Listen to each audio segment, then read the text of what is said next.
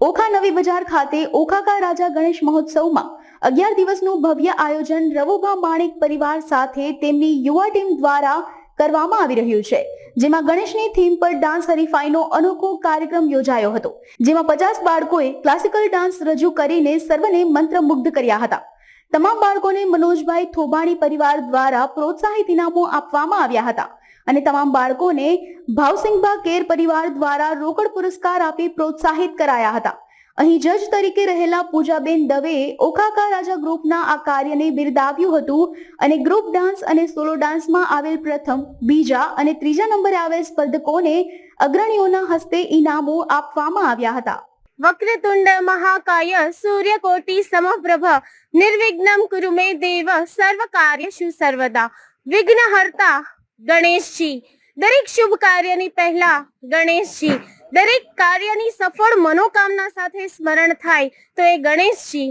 તો આજ રોજ ઓખાકા રાજા મહાગણપતિ ગ્રુપ દ્વારા જે 11 દિવસીય મહાગણપતિ બેસાડવામાં આવ્યા છે, એમાં આજ રોજ ડાન્સ કોમ્પિટિશન રાખેલી હતી।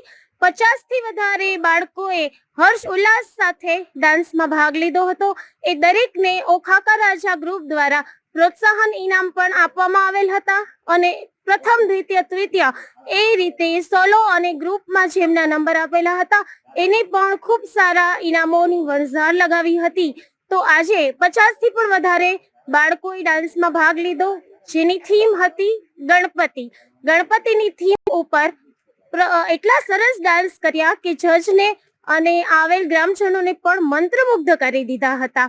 ઓખાકા રાજા મહાગણપતિ ગ્રુપ દ્વારા માત્ર ડાન્સ કોમ્પિટિશન જ નહીં પણ અલગ અલગ કોમ્પિટિશન, ભજન સંધ્યા, આવી રીતે ઘણી બધી ધર્મપ્રેમી, ઓખાની ધર્મપ્રેમી જનતા માટે ખૂબ સુંદર અને સારા આયોજનો રોજ કરવામાં આવે છે।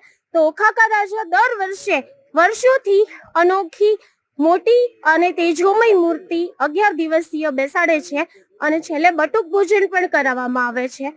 તો દેવભૂમિ દ્વારકાના સૌથી મોટા ગણપતિ કહેવાય તો ઓખાકા રાજા મહાગણપતિ।